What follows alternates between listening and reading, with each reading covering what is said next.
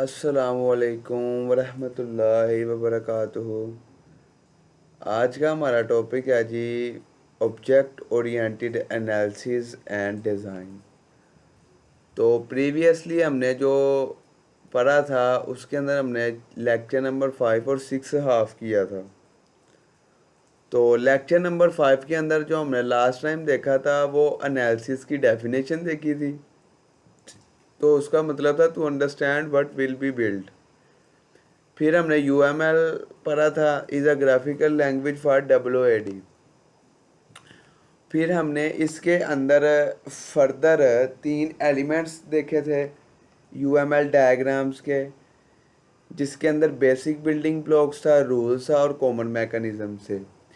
और फिर आगे फर्दर बेसिक बिल्डिंग ब्लॉक के 3 पॉइंट से थिंग्स, रिलेशनशिप्स और डायग्राम्स। फिर आगे थिंग्स के अंदर 4 फर्दर पॉइंट्स है, structural thing, behavioural thing, grouping thing, notational things.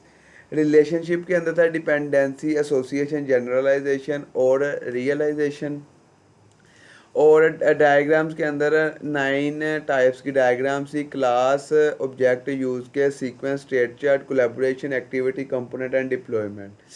Then हमारे पास रूल्स के अंदर जो सेकंड फैक्टर है, एलिमेंट है UML का, उसके अंदर 4 पॉइंट्स से names, scope, visibility, integrity and execution. और कॉमन मैकेनिज्म के अंदर 4 किस्म के मैकेनिज्म थे: specification, adornment, common division, extensibility mechanism.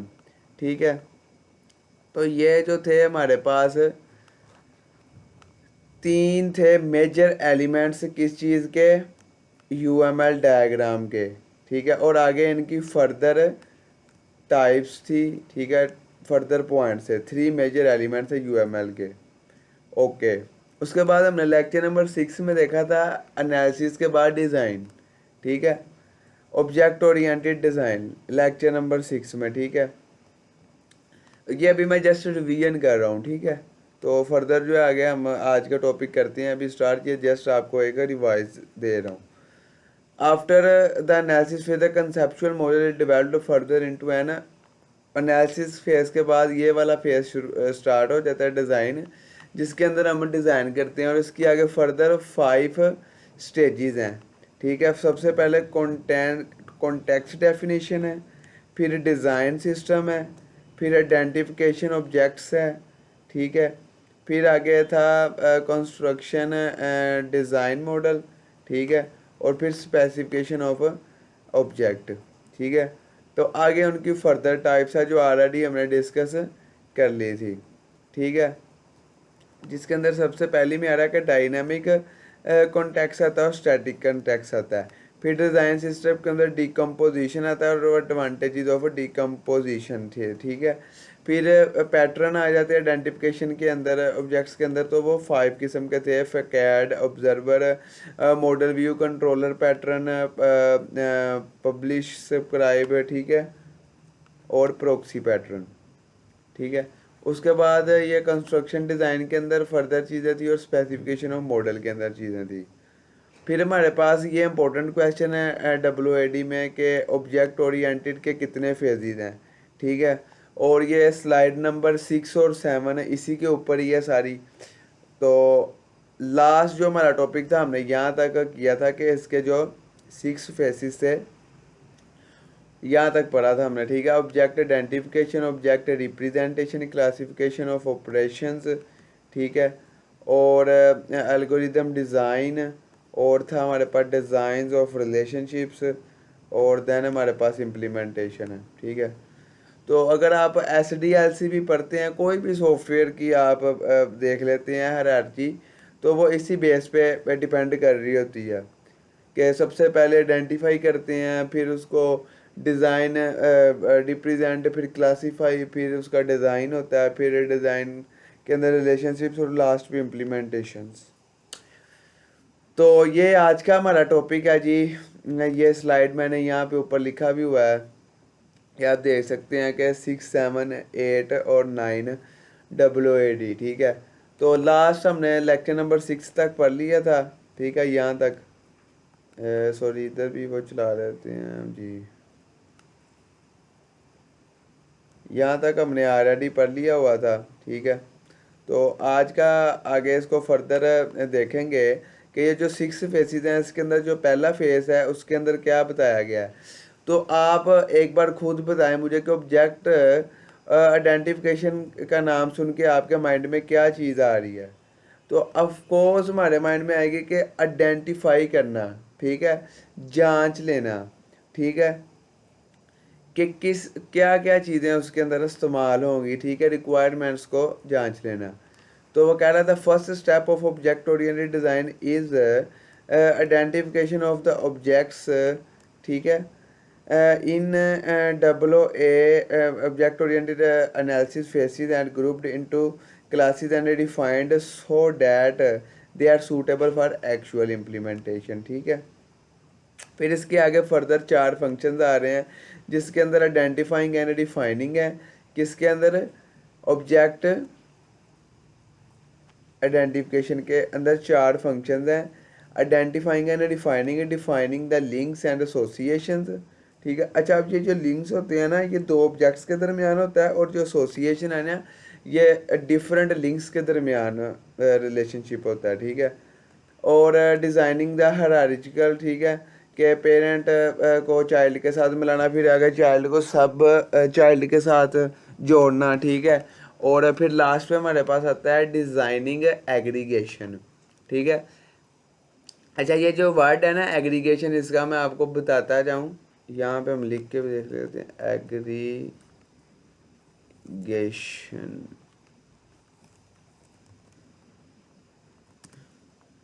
जमा, ठीक है, इसका मतलब है जमा, कि डिज़ाइनिंग के जितना भी आपने चीज़ें उसके अंदर यूज़ की हैं ना उनको सम अप कर देना, ठीक है। उसके बाद ये देख सकते हैं आप हमारे पास सेकंड फेज़ आ रहा है ऑब्जेक्ट रिप्रेजेंटेशन।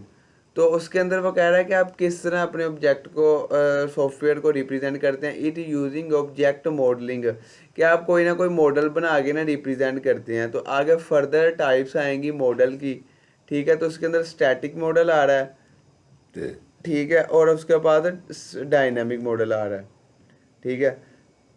तो जो स्टैटिक मॉडल है हमारे पास वो क्या है, क्लास एंड ऑब्जेक्ट डायग्राम के साथ बनता है जिसके अंदर आप चेंजेस नहीं कर सकते। लेकिन जो डायनामिक मॉडल है उसके अंदर आप इंटरेक्शन एंड स्टेट चार्ट बनाते हैं जिसके अंदर आप चेंजेस कर सकते हैं। जैसे अब स्टेट है तो वो स्टार्ट पे क्या होती है, इनिशियल स्टेट, फिर वो फाइनल स्टेज, ऐसे उसकी स्टेजेस चेंज होती रहती हैं, इसलिए इसको डायनामिक मॉडल कहते हैं। लेकिन जो स्टैटिक मॉडल है उसके अंदर क्लास और जो है वो एक बार डिफाइंड कर दिया तो उसी के अंदर फिर काम होना, ठीक है, वो जो चेंज नहीं होती। तो ये था हमारे पास सेकंड फेज उसका। अच्छा, जो थर्ड फेज है ना क्लासिफिकेशन ऑफ एन, वो उसने डिस्क्राइब नहीं किया, लेकिन उसका जो मतलब है ना यानी कि ये जो आप फेज देख सकते हैं क्लासिफिकेशन ऑफ ऑपरेशंस, ठीक है। इसके अंदर ये चीज़ है कि जो ऑपरेशंस आपने यूज़ करने हैं उनको क्लासीफाई कर देना, ठीक है, क्लासेस में डिवाइड कर देना, ठीक है। फिर एल्गोरिदम डिज़ाइन आ रहा है, तो यहाँ पे क्या होता है कि आप एक एल्गोरिदम डिज़ाइन करते हैं। अब एल्गोरिदम क्या होते हैं, ठीक है, एल्गोरिदम क्या होते हैं, सेट ऑफ रूल्स ही होते हैं ये भी, ठीक है, किसी भी सॉफ्टवेयर को बनाने के लिए। An algorithm is a step wise procedure that solve the problem let down in an operation, ठीक है, जो सोल्व करता है प्रॉब्लम्स को, ठीक है। यहाँ पे अब इसकी टाइप्स आ रही हैं, तो यहाँ पे कंप्यूटेशनल कम्प्लेक्सिटी, ठीक है, फ्लेक्सिबिलिटी और अंडरस्टैंडेबिलिटी। अच्छा, अब इन तीनों के अंदर आप देख सकते हैं कि एल्गोरिदम अगर हम नहीं यूज़ करेंगे तो हमारे लिए चीज़ें कॉम्प्लेक्स हो जाएंगी। कंप्यूटेशनल कम्प्लेक्सिटी का मतलब है कि पेचीदगी, मुश्किलात को कम कर देना, ठीक है।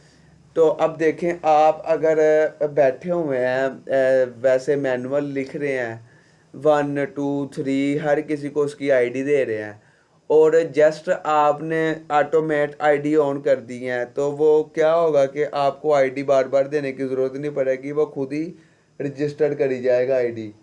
तो यही चीज़ें हैं कि कंप्यूटेशनल जितनी देर तक हम नहीं करेंगे कॉम्प्लेक्सिटी कम नहीं होगी। तो फ्लेक्सिबिलिटी में ये है कि उसको जो है वो ऑपरेट करना इजी है, और अंडरस्टैंडेबिलिटी है ये है कि उसको देख के समझ जल्दी आ जाती है, वो इजी टू रीड है। फिर डिज़ाइन ऑफ रिलेशनशिप हमारे पास फेज आ रहा है, the strategy to implement the relationships need to be marked out during the object design phase. The main relationships that addressed compromise, association, aggregation and inheritance। ठीक है, ये अब आप देखें कि जब आप डिज़ाइनिंग करते हैं तो उसके अंदर रिलेशनशिप्स आती हैं। जैसे हमने पढ़ा था कि एसोसिएशन जो है वो डिफरेंट लिंक्स से मिलके बनती है, और लिंक को हमने पढ़ा था कि दो ऑब्जेक्ट के दरमियान बनता है। वो एग्रीगेशन थी, वो हमने पढ़ा था कि जमा कर देता है, कि डिफरेंट एसोसिएशंस का सम होता है ये। और फिर इनहेरिटेंस ये चीज़ है कि चाइल्ड क्लासेस पेरेंट क्लासेस के साथ कनेक्ट होती है, और चाइल्ड के साथ आगे सब चाइल्ड, फिर उसकी आगे सब चाइल्ड कनेक्ट होती है। मतलब कि रिलेशनशिप के बारे में बात हो रही है, इसलिए इस फेज़ का नाम है डिज़ाइन ऑफ रिलेशनशिप। फिर एसोसिएशन के अंदर फर्दर टाइप्स आ रही हैं। ठीक है, एसोसिएशन मैंने आपको बताया कि डिफरेंट लिंक से मिलके ये बनती है। तो इसके अंदर फर्स्ट है identify whether and association is unidirectional or bidirectional, के मतलब वो आगे भी मूव कर सकती है और पीछे भी। ठीक है, ये आइडेंटिफाई करना कि यहाँ वो यकतरफ है। फिर analysis the path of association and update them. ठीक है, कि उसका पाथ देखना कि वो आखिरकार किस डायरेक्टरी में मौजूद है और क्या उसके अंदर अपडेशन हो सकती है। फिर implement the association as distinct object. ठीक है, कि किसी एक अकेले ऑब्जेक्ट के ऊपर आप एसोसिएशन अप्लाई कर सकते हैं। तो adjust the classes and associations. ठीक है, और फिर हमारे पास इसके अंदर पॉइंट आ रहा है आइडेंटिफाई अब्स्ट्रैक्ट क्लासेस। अच्छा, अब ये अब्स्ट्रैक्ट क्लासेस के बारे में भी आपको बताते जाएं। एक सेकंड, हाँ यहाँ से करना, अब्स्ट्रैक्ट क्लास इन WAD। तो यहाँ पे आप देख सकते हैं is the restricted class that can not be use to create objects. To access it must be inherited from an other class. Abstract method can only be used in an abstract class and it does not have a body. The body is provided by the subclass। ठीक हो गया, कि body होती है सब class की। ठीक है, और ये जो है वो ऑब्जेक्ट बनाने के लिए नहीं इस्तेमाल होती है, रिस्ट्रिक्टेड क्लास भी उसे कहते हैं। ठीक है, अब्स्ट्रैक्ट क्लास को क्या कहते हैं, रिस्ट्रिक्टेड क्लास कहते हैं। मतलब इसके ऊपर पाबंदियाँ लगी होती हैं, that can not be use to create objects. ठीक है, तो आपको इस बात की समझ लग गई है कि आइडेंटिफाई अब्स्ट्रैक्ट क्लासेस है कि ऐसी क्लासेस को आइडेंटिफाई करना कि जो आगे जो अपनी बॉडी नहीं रखती। ठीक है, make provision so that behaviour shared. ठीक है, तो ये थे जी 6 पॉइंट एसोसिएशन के अंदर। अब हमारे पास लास्ट फेज है implementation of control. The object designer में join modification in the plan of the state chart model during object design the strategy is properly elaborated for suitable implementation.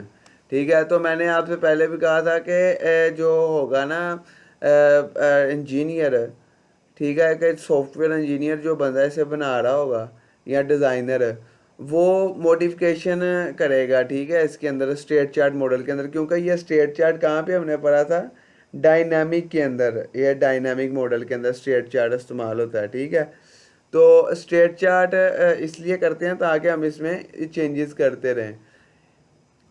और फिर last पे इसके मेथड्स आ रहे हैं implementation के, जो जो लास्ट फेज हमने पढ़ा है, सॉरी, हाँ जी। तो मेथड्स इसके अंदर 3 आ रहे हैं जी। First of all dynamic model है जिसके अंदर स्टेट मशीन पे हम काम करते हैं। सेकंड पे कंट्रोल एज कंकरेंट टास्क है। ठीक है, और फिर लास्ट पे represent state as a location, कि उसकी स्टेट को बताना किस लोकेशन पे है विद इन अ प्रोग्राम।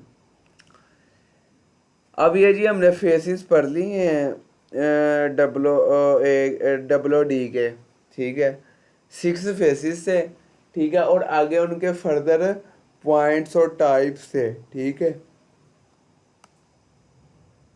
अल्लाह अकबर कबीरा। अब हमारे पास आ रही है पैकेजिंग क्लासेस। अच्छा, पैकेजिंग क्या चीज़ है जी? पैकेजिंग मतलब कि एक पैकेज बना देना जिसके अंदर, जैसे अब ये पैकेज है, जोंग सिम पे हम या जैज सिम पे लगाते हैं, जिसके अंदर 250 जैज टू जैज मिल गए हैं, 40 हमें अदर नेटवर्क्स मिल गए हैं, 2 GB इंटरनेट मिल गया है, ठीक है। तो उन्होंने एक पैकेज बना दिया कि जस्ट आप एक कोड डायल करते हैं, आपको वो पैकेज अवेलेबल हो जाता है, ठीक है।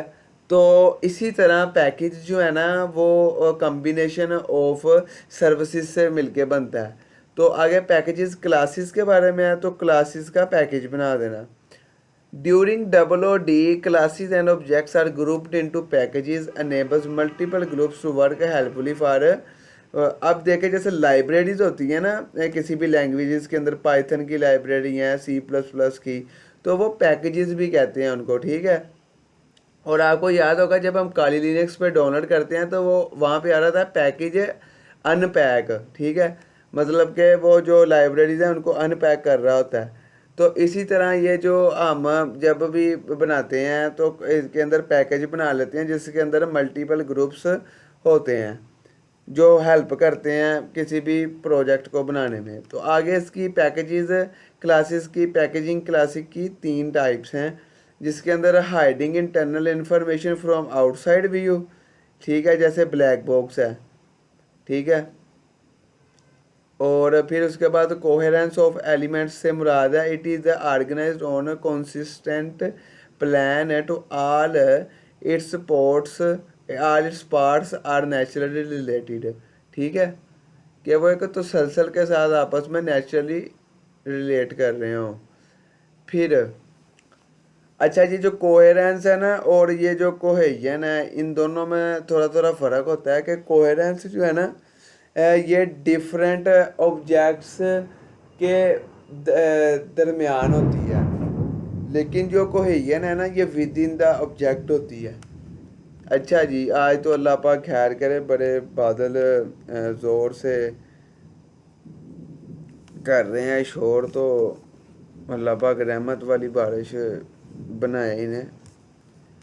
आगे जी, कंस्ट्रक्शन ऑफ फिज़िकल मॉड्यूल्स, ये इसकी तीसरी टाइप है जी पैकेजिंग क्लासेस की, जिसके अंदर 4 आगे फर्दर थिंग है। क्लोजली कनेक्टेड क्लासेस है, अनकनेक्टेड क्लासेस हैं, ठीक है। मॉड्यूल्स हैव गुड कोहेजन और मॉड्यूल्स हैव लो कपलिंग, ठीक है। हाँ, तो ये 4 जो फर्दर चीज़ें आ रही हैं कंस्ट्रक्शन ऑफ फिज़िकल मॉड्यूल्स। अच्छा, आपने एक चीज़ नोटिस की होगी कि ये मैंने हर चीज़ को ना पॉइंट्स में इस बार बनाया है नोट्स के अंदर, ताकि पढ़ने में आसानी हो। कम अज़ कम आपको ये तो याद हो जाएगा ना कि इसके आगे कितनी टाइप्स हैं, ठीक है। जैसे अब 6 फेसेस हमने पढ़े हैं और आगे उनके अंदर फर्दर चीज़ें पढ़ी हैं, एटलीस्ट उनके नाम आपको याद हो जाएं, ठीक है। अब आपको ये तो याद रहेगा ना कि पैकेजेस क्लासेस के अंदर आगे 3 टाइप्स थी, ठीक है। Hiding internal implementation from outside view, coherence of elements, construction of physical modules, ठीक है। तो ये चीज़ें आपकी याद आने के लिए मैंने इसको इजी तरह बनाया। फिर आगे डिज़ाइन ऑप्टिमाइजेशन आ रहा है। अच्छा, ऑप्टिमाइज़ क्या चीज़ होती है? आपने मोबाइल के अंदर भी वो देखा होगा, क्लीनर बने होते हैं जो आपके एमबीज़ को वॉश करते हैं, उनको कहते हैं कि ये जी एमबीज़ ऑप्टिमाइज़ कर रहे हैं, कि फालतू चीज़ों को बीच में से फारग कर देना, निकाल देना, डिलीट कर देना, गार्बेज कर देना, डस्टबिन कर देना। The main of aim of optimization is minimize the cost in term of time, space and metrics, ठीक है। ये चीज़ें अगर आप फजूल निकाल देंगे तो वक्त भी आपका बचेगा, कॉस्ट भी बचेगी और स्पेस भी बचेगी। Design implementation should not be extra, कि आपने एक्स्ट्रा उसके अंदर कोई चीज़ नहीं डालनी। As luxury of implementation, maintainability and stability is also important fairs, ठीक है। कि ये ही नहीं कि आप उसको लग्जरी बनाने के लिए अब उसके अंदर एक्स्ट्रा चीज़ें इतनी डाल दें, ठीक है, कि वो खूबसूरत की भाई बदनुमा हो जाए, ठीक है। तो आपने मेंटेनेबिलिटी, इम्प्लीमेंटेशन और एक्सटेंसिबिलिटी पे का भी ख्याल रखना है। फिर perfectly optimise design is more efficient, ठीक है, but less readable and reusability, क्योंकि उसके अंदर आपने डेकोरेशन इतनी ज़्यादा, इतना उसे कॉम्प्लेक्स कर दिया है कि वो देखने में तो बड़ा ज़बरदस्त लगेगा, बट उसको पढ़ना और दोबारा से उन चीज़ों को यूज़ करना बड़ा मुश्किल हो जाएगा। फिर इसके अंदर 4 थिंग्स आ रही हैं, किसके अंदर है, डिज़ाइन ऑप्टिमाइजेशन के अंदर। तो सबसे पहले है ऐड रिडंडेंट एसोसिएशन। अच्छा, अब ये रिडंडेंट क्या चीज़ है, इसको देख लें। रिडंडेंट बेकार, ठीक है। बेकार का मतलब होता है कि आप कोई बेकार एसोसिएशन, मैंने आपको ऑलरेडी बताया कि combination of links is called association, and links is also called the combination of two objects. अच्छा जी, ऐड के आप कोई बेकार उसके अंदर एसोसिएशन ऐड कर देते हैं। निगलेक्ट मतलब कि निकाल देना, नॉन यूजेबल एसोसिएशन, ठीक है। फिर उसके बाद ऑप्टिमाइजेशन ऑफ एल्गोरिदम, कि आपने एल्गोरिदम जो यूज़ किया है, ठीक है, वो ऑप्टिमाइज़ करना उसको, कि उसके अंदर कम से कम आप ना कोड हो। Safe derived attributes to avoid recomputation, ठीक है, कि ये जो आपने आगे उसके एट्रीब्यूट ड्राइव्ड करने हैं ना, मतलब कि खसूसियात उसके अंदर ऐड करनी है। जैसे अब आपने ऑब्जेक्ट बना लिया पर्सन का, तो आगे उसकी आईडी है, उसका आगे रोल नंबर है, ड्रेस है, तो आपने वो लिमिटेड करना है, इतना कुछ ज़्यादा नहीं जिसकी वजह से वो बोर ही हो जाए। तो ये क्या थी जी, हमारे पास 4 थिंग्स थी, किसके अंदर, डिज़ाइन ऑप्टिमाइजेशन के अंदर। अच्छा, ये सारी चीज़ें अगर एक सिंपल मैं लफ्ज़ों में कहूँ ना, तो क्या है जी, एक आप कोड करें, ठीक है, तो आपको खुद ही पता चल जाना कि पहले उसके अंदर एनालिसिस करते हैं, फिर डिज़ाइन करते हैं। ये सारी थ्योरी हम इसलिए पढ़ते हैं कि कल को अगर हमसे कोई पूछ ले ना इसके बारे में, तो हम एटलीस्ट खड़े हो गए उसके ऊपर कोई 15-20 मिनट से उसको बताएं, उसको इसकी डीप बातें, उसके अंदर इसकी हर चीज़ बताएं कि ये टाइप्स हैं, ये फर्दर पॉइंट्स हैं, ये है वो है, ये चीज़ें बस याद कराने के लिए हम ये थ्योरी पढ़ते हैं। वरना आप एक कोड करें, आपको कभी नहीं पूछ सकता कि एनालिसिस और डिज़ाइन क्या होता है। लेक्चर नंबर 8 आ गया जी, अल्हम्दुलिल्लाह। अब हम टेस्टिंग, ये बहुत मज़े के 2 चैप्टर हैं, टेस्टिंग है ना क्वालिटी एश्योरेंस वाले।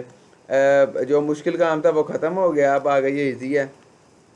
Once a code is written, it must be tested to detect a subsequently handles or errors in it। ठीक है, ज़ाहिर बात है, जब आप करते हैं कोडिंग तो उसके अंदर एरर्स आते हैं, ठीक है, और उनको डिटेक्ट करना सीक्वेंटली ये टेस्टिंग का काम होता है। तो लेवल्स हैं 3 आगे जी टेस्टिंग के, 3 लेवल्स हैं, यूनिट टेस्टिंग, सब सिस्टम टेस्टिंग और सिस्टम टेस्टिंग। यूनिट टेस्टिंग के अंदर आपको पता है कि इंडिविजुअल क्लासेस के ऊपर हम टेस्टिंग करते हैं। सब सिस्टम टेस्टिंग के अंदर आपको पता है पर्टिकुलर मॉड्यूल के ऊपर करते हैं, और सिस्टम टेस्टिंग के अंदर होल सिस्टम के ऊपर टेस्टिंग करते हैं। फिर आगे जी टेस्टिंग की आगे जो यूनिट टेस्टिंग की आगे 4 टाइप्स हैं जी। स्टेट मॉडल बेस्ड टेस्टिंग करते हैं, यूज़ केस बेस्ड टेस्टिंग करते हैं इसके अंदर, और क्लास डायग्राम बेस्ड करते हैं, और सीक्वेंस डायब्रेक करते हैं। और इन सब क्लासेस को अगर मर्ज कर दिया जाए एक चीज़ में तो उसे ग्रे बॉक्स टेस्टिंग कहते हैं, और ये होती है जी यूनिट टेस्टिंग के अंदर। फिर हमारे पास आ रहा है जी सब सिस्टम टेस्टिंग। तो उसके अंदर 2 तरह की टेस्टिंग होती है, थ्रेड बेस्ड टेस्टिंग और यूज बेस्ड टेस्टिंग। फिर हमारे पास सिस्टम टेस्टिंग के अंदर आगे 3 फर्दर चीज़ें आ रही हैं। अल्फ़ा टेस्टिंग मतलब कि इनिशियल फेज पे टेस्टिंग, बीटा फाइनलाइज फेज पे टेस्टिंग, और एक्सेप्टेंस जब आप मार्केट में यूज़र के साथ इंटरेक्ट करते हैं। ठीक है, तो ये जी सिंपल मैंने आपको जो समझा दिया है टेस्टिंग के लेवल्स और टेस्टिंग की आगे फर्दर टाइप्स। फिर आगे फ्लोट आ रहा है, ठीक है, full life cycle object oriented testing. अच्छा, ऑब्जेक्ट पे मबनी जो टेस्टिंग होती है ना उसे ऑब्जेक्ट ओरिएंटेड कहते हैं, ठीक है। Testing methodology is a collection of testing techniques to verify and validate object oriented softwares. ठीक हो गया। फिर आगे इसके अंदर 6 आगे जो है ना वो इसके आ रहे हैं पोर्शन फ्लोट के। तो सबसे पहले इसके अंदर रिक्वायरमेंट टेस्टिंग है, फिर एनालिसिस टेस्टिंग है, ठीक है, फिर आगे डिज़ाइन टेस्टिंग है, फिर कोड टेस्टिंग है, फिर सिस्टम टेस्टिंग है, और फिर यूज़र टेस्टिंग है। कितने हैं जी, 6 पॉइंट है इसके अंदर फ्लोट के अंदर। अब पहले पॉइंट जो है रिक्वायरमेंट टेस्टिंग, उसके अंदर 4 पॉइंट्स आ रहे हैं कि मॉडल रिव्यू करते हैं आप, इसके अंदर प्रोटोटाइप जो यूज़ किया उसका वर्क थ्रू करते हैं, फिर प्रूव इट विद कोड करते हैं, ठीक है, और फिर यूजेज टेस्टिंग सिनेरियो देखते हैं, ठीक है। ये 4 पॉइंट्स है, सेम ये एनालिसिस टेस्टिंग के अंदर भी इसी तरह आते हैं और डिज़ाइन टेस्टिंग के अंदर भी। फिर आगे कोड टेस्टिंग के अंदर जो है ना पॉइंट आपके 7 लिखे हैं, वैसे बनते हैं 9 थे, ठीक है। तो इसके अंदर क्या आता है जी, ब्लैक बॉक्स टेस्टिंग आ जाता है, boundary testing, class testing, integration class testing, code testing, coverage testing.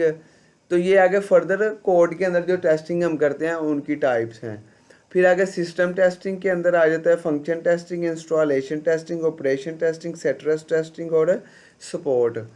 फिर यूज़र के अंदर आपको बताया कि जब हम डिलीवर लास्ट स्टेप पे आ जाते हैं तो alpha testing, beta testing, user acceptance testing और पायलट टेस्टिंग होती है। तो ये था जी हमारे पास लेक्चर नंबर 8। तो अब लेक्चर नंबर 9 पे हम मूव कर रहे हैं टेस्टिंग टेक्निक्स पे। तो हमारे पास 20 टेक्निक्स हैं जी टेस्ट करने की, 20 नहीं सॉरी 21। फर्स्ट ऑफ ऑल जो है ना वो हमारे पास है जी ब्लैक बॉक्स टेस्टिंग, सेकंड पे है बाउंड्री वैल्यू टेस्टिंग, थर्ड पे है जी क्लास टेस्टिंग, फोर्थ पे है जी क्लास इंटीग्रेशन टेस्टिंग, फिफ्थ पे है जी कोड रिव्यू, सिक्स्थ पे है जी कंपोनेंट टेस्टिंग, फिर आगे कवरेज टेस्टिंग, फिर 8 पे डिज़ाइन रिव्यू टेस्टिंग, फिर 9 पे इनहेरिटेंस रिग्रेशन है, फिर 10 पे हमारे पास इंटीग्रेशन है, 11 पे मेथड है, 12 पे मॉडल है, 13 पे पाथ टेस्टिंग है, 14 पे प्रोटोटाइप रिव्यू टेस्टिंग है, 15 पे prove it with code testing है, 16 पे रेग्रेशन टेस्टिंग है, 17 पे सेट्रेस है, 18 पे टेक्निकल है, 19 पे हमारे पास है यूजेज सिनेरियो टेस्टिंग, और 20 पे हमारे पास है यूज़र इंटरफेस टेस्टिंग, और ये 20 पे है वाइट बॉक्स टेस्टिंग। तो ये 21 किस्म की टेस्टिंग जो है ना हम करते हैं सिस्टम के ऊपर, फिर कोड के ऊपर, जो कोड होता है ना हमारा उसके ऊपर ये चीज़ें आती होती हैं, तो फिर जाके बड़ा कोड जो है ना वो पास होता है। अच्छा, अब आप सोच रहे होंगे क्या ये सारी टेस्टिंग एक ही कोड पे हो जाती है? नहीं, पहले कोड को एनालिसिस करते हैं कि कोड किस किस्म का है, उस किस्म के उसके ऊपर टेस्टिंग लगाई जाती है। डन हो गया। फिर अब हमारे पास आता है जी क्वालिटी एश्योरेंस, ठीक है, कि आपकी जो एश्योरेंस, जो क्वालिटी एश्योरेंस है वो किस लेवल की है यार, किस लेवल की आप क्वालिटी यूज़ कर रहे हो अपने सॉफ्टवेयर को बनाने के लिए। तो ये दो आथर हैं, Schulmeyer and MC Manus defined the fitness for the use of total software product, कि आप जो सॉफ्टवेयर बना रहे हैं उसके लिए फ़िट कौन सा मॉडल है, फ़िट कौन सी चीज़ है जो आप यूज़ कर रहे हैं। Is a methodology the extend to which a software product is fit for use, ठीक है। ये मेथडोलॉजी यूज़ इसलिए होती है कि जो आप चीज़ बना रहे हैं उसके लिए फ़िट कौन सी चीज़ है वो आप इस्तेमाल करें। इसके अंदर आगे 4 एक्टिविटीज़ आ रही हैं, एडिटिंग, ठीक है, development of standards, production of reports और रिव्यूज़ एंड क्वालिटी, मतलब कि इसके अंदर आप क्वालिटी बिल्ड करते हैं। फिर आगे क्वालिटी फैक्टर्स आ रहे हैं 5 किस्म के, जिसके अंदर करेक्टनेस है, रीयूजबिलिटी है, पोर्टेबिलिटी है, कहीं भी आप किसी भी डिवाइस पे लॉगिन कर सकते हैं, मेंटेनेबिलिटी है और रीयूजबिलिटी है। तो करेक्टनेस आपको पता है एरर फाइंड करना, यूजबिलिटी है कि मतलब कि ये जो चीज़ है ये इजीली रीड हो, पोर्टेबिलिटी है iOS विंडोज़ लिनक्स सब पे ओपन हो, मेंटेनेबिलिटी है इसका कोड जो है वो दोबारा से अपडेट करना इजी, और रीयूजबिलिटी है इसके अंदर जो मॉड्यूल्स हैं वो हम रीयूज़ कर सकें। फिर आगे ऑब्जेक्ट ओरिएंटेड मैट्रिक्स आ रहे हैं। तो 3 तरह के मैट्रिक्स होते हैं, प्रोजेक्ट, प्रोडक्ट और प्रोसेस। डन हो गया। तो ये आप देख सकते हैं जी कि इसके अंदर क्या है।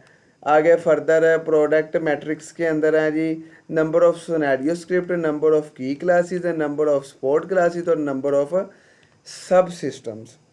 तो 4 आगे फर्दर प्रोजेक्ट मैट्रिक्स की टाइप्स हैं, ठीक है। आगे प्रोडक्ट मैट्रिक्स की भी आगे 4 हैं, ठीक है। तो इसके अंदर मेथड पर क्लास आ जाता है, फिर इनहेरिटेंस स्ट्रक्चर आ जाता है, कपलिंग एंड कोहेजन आ जाती है और रिस्पॉन्स फॉर अ क्लास आ जाता है। और लास्ट पे हमारे पास जो आ रहा है ना वो है प्रोसेस मैट्रिक्स। अच्छा, अब ये प्रोजेक्ट, प्रोडक्ट और प्रोसेस के अंदर मैं आपको डिफरेंस बता दूं। जिसके ऊपर बड़ा जो जैसे सब सिस्टम और यूनिट टेस्टिंग पड़ी है ना, इसी तरह ये मैट्रिक्स के अंदर जो प्रोडक्ट है ना, इसको सिस्टम कहते हैं। ठीक है, कि पूरे प्रोजेक्ट के अंदर जो मैट्रिक्स आते हैं उनको हम प्रोजेक्ट मैट्रिक्स कहते हैं। और प्रोडक्ट वो होती है जो एक उसका हिस्सा होती है, जैसे सब सिस्टम था ना एक मॉड्यूल के ऊपर स्पेसिफिक मॉड्यूल, इसी तरह प्रोडक्ट भी है एक स्पेसिफिक उसका ना पार्ट है प्रोजेक्ट का। और जो प्रोसेस है वो उससे भी छोटी चीज़ है, जैसे यूनिट टेस्टिंग कहती है कि किसी भी प्रोडक्ट के अंदर खास जो एक प्रोसेस चल रहा है, ठीक है, उसको हम कहते हैं प्रोसेस मैट्रिक्स। तो number of KLOC, kilo lines of code, ठीक है, इसके अंदर आ जाता है। और डिटेक्ट रिमूवल आ जाता है, ठीक है। और एवरेज नंबर ऑफ डिफेक्ट आ जाते हैं, डिटेक्ट कैसे करते हैं। और नंबर ऑफ लेटेंट KLOC आ जाते हैं, ठीक है। तो ये हमारे पास था जी टॉपिक, आज का लेक्चर नंबर 9 तक हमने कवर कर लिया सारा, ठीक है। ये देख सकते हैं मैंने जस्ट पॉइंट्स में लिखा हुआ है ताकि आपको समझने में आसानी हो। और 6 फेसिस आज हमने पढ़े हैं, ठीक है। अगर उनकी फर्दर टाइप्स पढ़ी हैं, ठीक है। ये मैं जस्ट रिव्यू इसलिए कर देता होता हूँ ताकि कोई चीज़ अगर मिस भी हो तो वो याद आ जाए। फिर हमने पढ़ा था जी आगे वो जो पैकेजेस क्लासिक पैकेजिंग क्लासेस, आगे उनकी फर्दर 3 टाइप से। फिर डिज़ाइन ऑप्टिमाइजेशंस पढ़ा था, आगे उसकी फर्दर 4 थिंग्स थी। और फिर हमने टेस्टिंग पढ़ी है, टेस्टिंग भी 3 तरह की पढ़ी, आगे उनकी फर्दर चीज़ें थी, ठीक है। और आगे फ्लूट पढ़ा है, full life cycle object oriented testing है, आगे उसकी 6 टाइप्स थी, ठीक है। फिर आगे कोड के ऊपर जो टेस्टिंग होती है, टेस्टिंग टेक्निक्स, वो हमने लास्ट लेक्चर में 21 पढ़ी हैं। और क्वालिटी एश्योरेंस हमने पढ़ी है कि 4 इसकी एक्टिविटीज़ होती हैं और 5 इसके फैक्टर होते हैं। और फिर मैट्रिक्स 3 तरह के होते हैं और आगे उनकी फर्दर 4 टाइप्स हमने पढ़ ली हैं। तो जी अल्हम्दुलिल्लाह आज हमारा WOAD का भी कवर अप हो चुका है, ठीक है। कोई चीज़ की नहीं आपने टेंशन लेनी, जस्ट कूल रिलैक्स थोड़ा कर लो, ठीक है। क्वालिटी कर लो, ठीक है। क्वालिटी बेस याद कर लो, कि समझ के करो, याद पॉइंट्स बना के करो, बुलेट्स बना लो, ठीक है। वीडियोस देख लो, आपके लिए तो इतनी अच्छी यार अपॉर्चुनिटी है कि आप चलें, आपको टेबल ऑफ कंटेंट इससे पता चल जाता है, पॉइंट्स पता चल जाते हैं। तो इसका आप मुझे भी खुशी होती है कि चले मेरे क्लास फेलो हैं उनका फ़ायदा हो जाता है, ठीक है। तो आप दिल लगा के करें, अल्लाह पाक आपको बहुत सारी कामयाबियों से नवाजे। बड़ा मुख्तसर सा टाइम साथ रह गया, तो मेरी दुआ है कि भाई सारे अच्छी अच्छी पोस्ट पे लगें और घर वालों ने जो आपसे एक्सपेक्टेशंस लगा रखी हैं वो आप पूरी करें अल्हम्दुलिल्लाह, ठीक है। और खुशी का बायस बने अपने माँ बाप की। तो बाकी अल्लाह पाक सबको कामयाबियाँ तरक्कियाँ नवाजे। मिलते हैं अगले टॉपिक के साथ अगली वीडियो में।